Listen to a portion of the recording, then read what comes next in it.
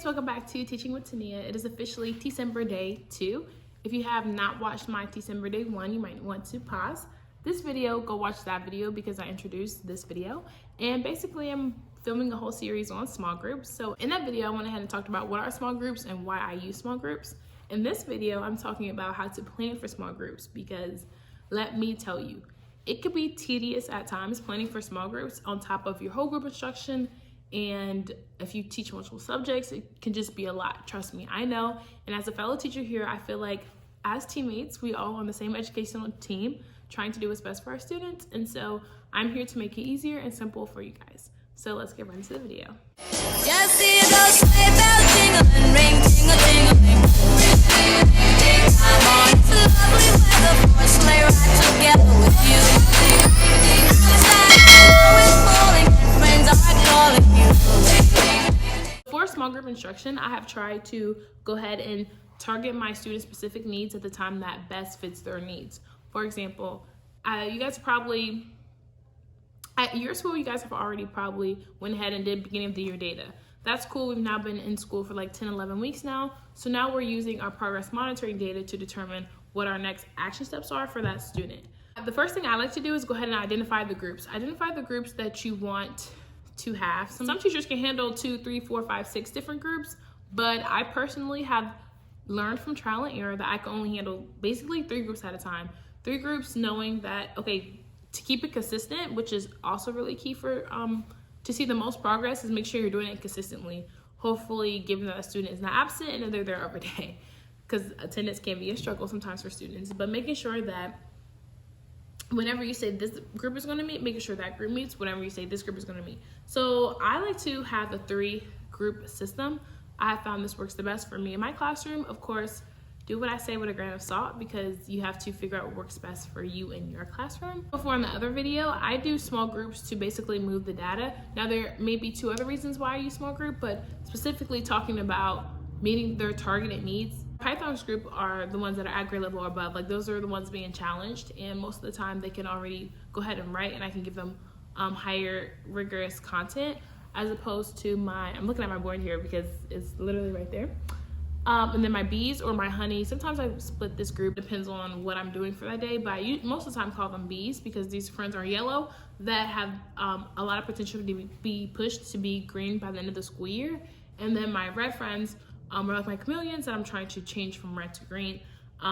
That's just how I think of it in my head. Of course, I try to meet all students' needs, but I feel like doing it in a small group, I'm better to figure out exactly what they need. Python, since they're already at or above grade level, my Pythons, I'm meeting with them once, maybe twice per week if I have more time. My bees and my honeys, I meet with them at least 3 times a week. Like no matter what, I have to get to my bees and my honeys.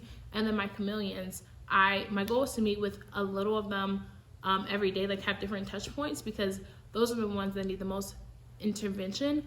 And that's okay because at the end of the day, I'm here to give it to them, right? So I love meeting with my red group as much as I can, as frequently as I can, which is like on an everyday basis, as opposed to if that student already knows how to read, they're just doing more higher skilled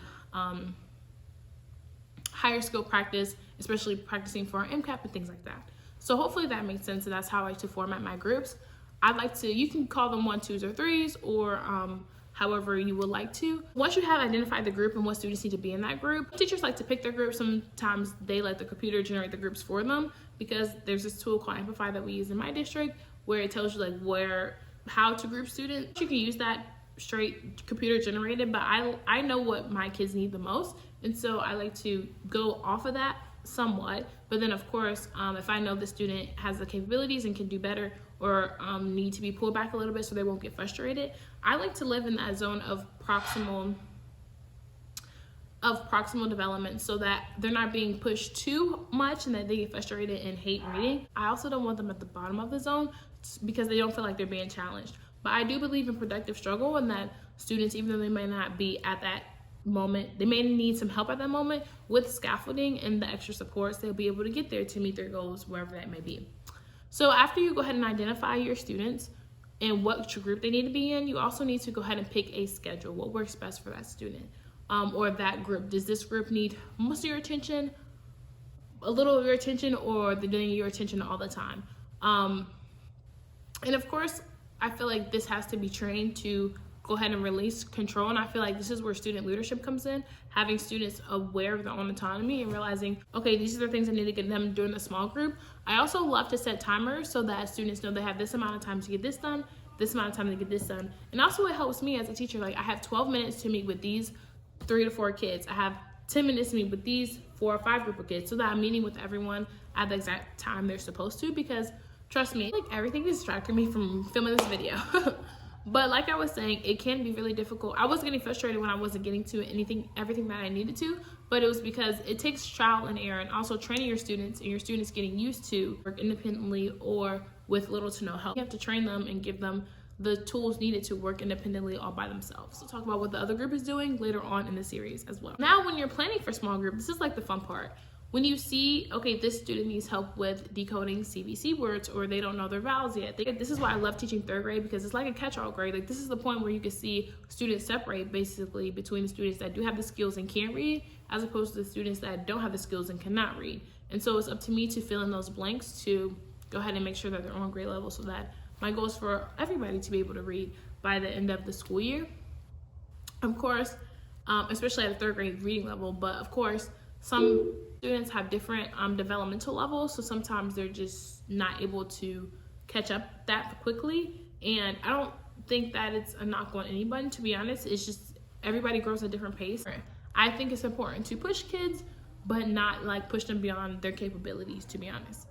In small group, I feel like it gives a safe space for students to be able to fail, but to also be picked back up and get that immediate feedback, as opposed to if you're in a whole group setting, it's that immediate feedback is a little delayed. Even though you try to walk around, you can't get to every student at every time.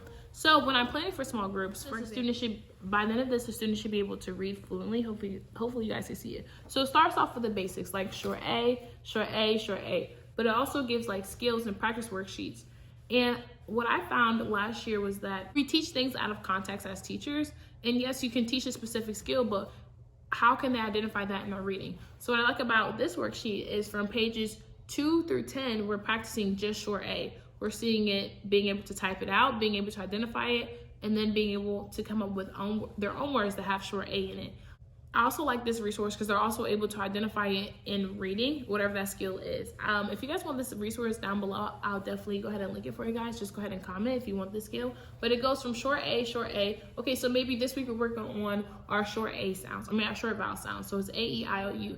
Maybe for my student struggling with floss rules, or what we call double letters, things like that. It gives them that specific skill for 4 to 5 pages of not only seeing the skill, but also being able to identify it in reading and things like that. So we have also L blends, S blends, and then down here, vowel, consonant, E words. It tells them exactly what they're supposed to be doing. So for me as a teacher, not every student will get this, right? Maybe my higher students, they just need help with endings. So I will go to page 354, and we can practice that skill. Whatever that student needs, like saying Y, saying E, or IGE, I'm able to go ahead and pick out that skill and put it in there. So now with the specific part for planning, I like to use a couple of different things.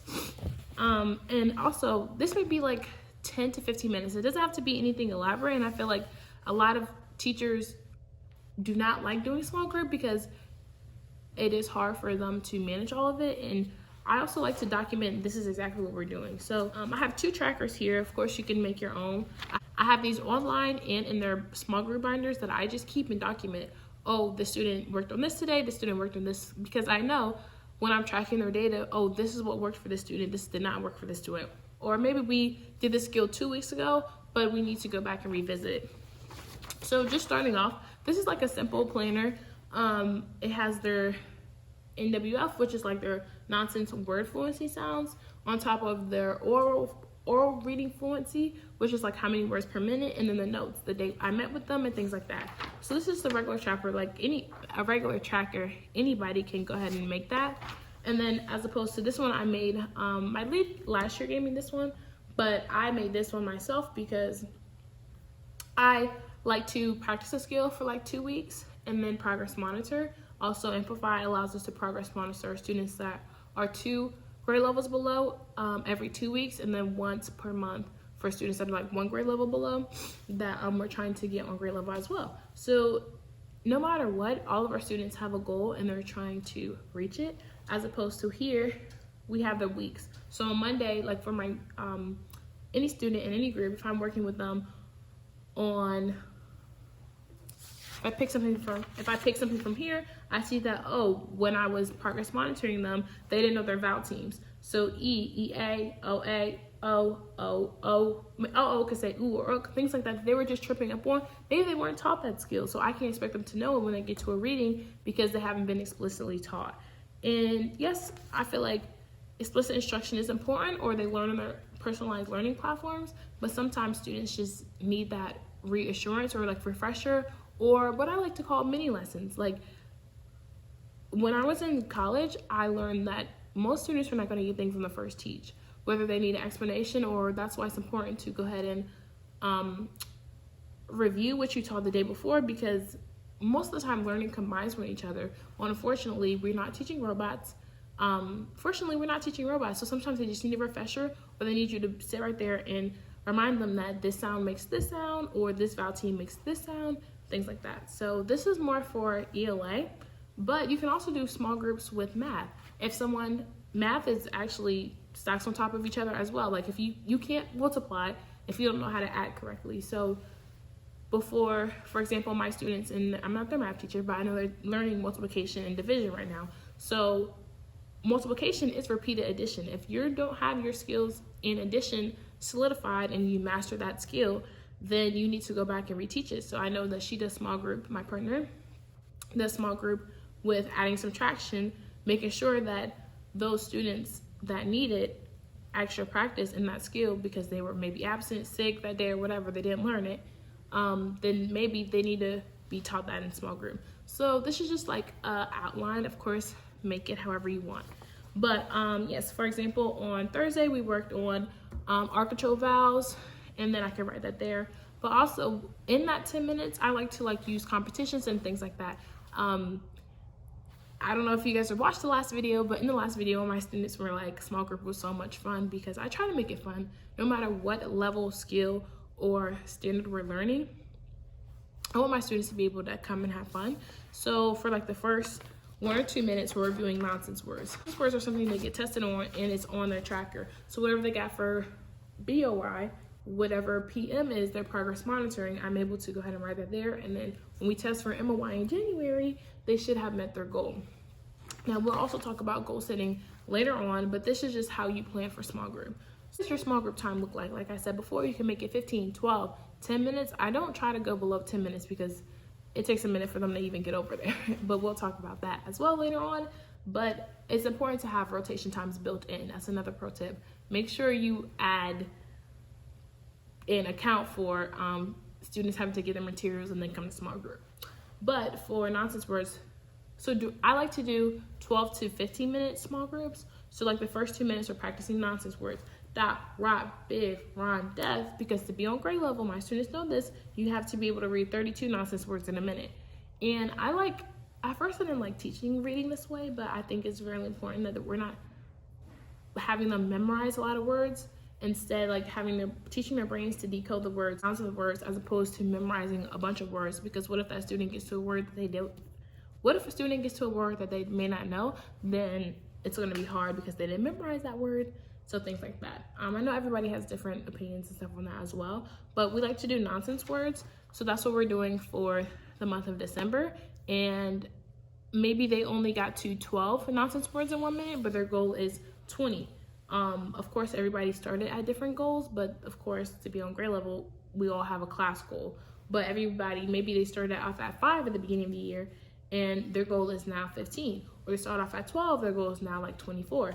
Things like that to show that they are progressing, even though they may not be on grade level because they started 2, 3, or 1 grade level behind. So that's my trackers. And then I go ahead and pick a skill. What I like to do is 3 things in small group, 3 things in that time.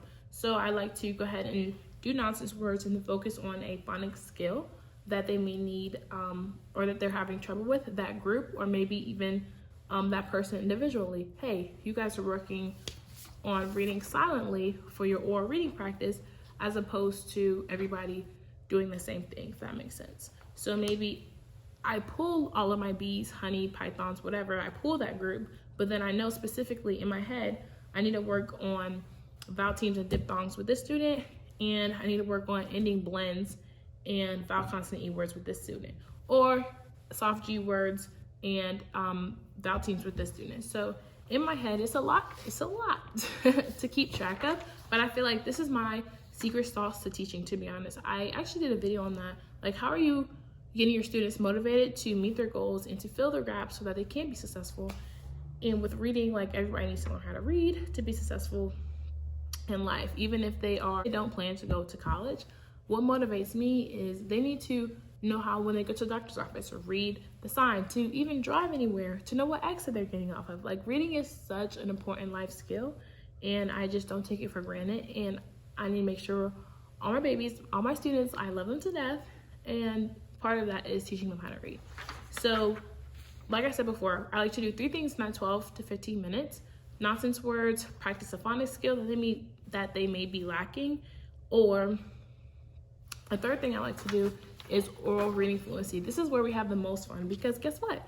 We get to put all that practice, all that stuff we've been learning in foundations, put it into actual context. And so, like, the goal for my students as well is to read 105 words in a minute to be on grade level. Now, in a minute is pretty hard, and it is a pretty lofty challenge, but that's the system that I work in, so that's what I have to do.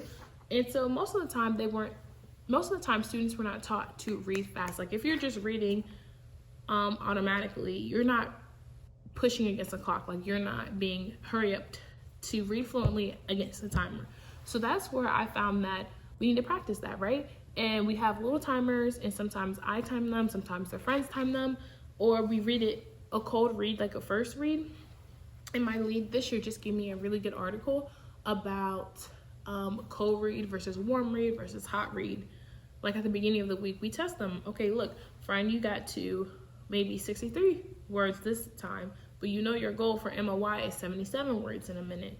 And these are words that they don't know, that they do not know. Some words that they do know, some words they don't know. And having them be able to identify a word, decode it quickly so that they can continue reading. For example, this is the one we're doing next week, so I'm already planning for next week. This is the passage that we're using. It's December now, so we are using these nonsense words, and then whatever skill that group or that student needs to practice individually. I'm showing you blank ones, but trust me, the ones in my binaries, like, they're all marked up, and each student has a paper, so I know what they're working on. Because when we go to meetings, we're saying, hey, I tried this strategy, I've retaught this strategy for 2 weeks, so we've been working on this specific skill, and the student is progressing very well, great. The student is not progressing. But if you don't know what you've been targeting, then it's going to be hard to prove or see how they met their goal. And at first I used to do this, like, put all the group names down here, but I found that when I was realizing, oh, this student needs help with R-controlled or the floss rule, diphthongs, or whatever, I was not able to speak to that.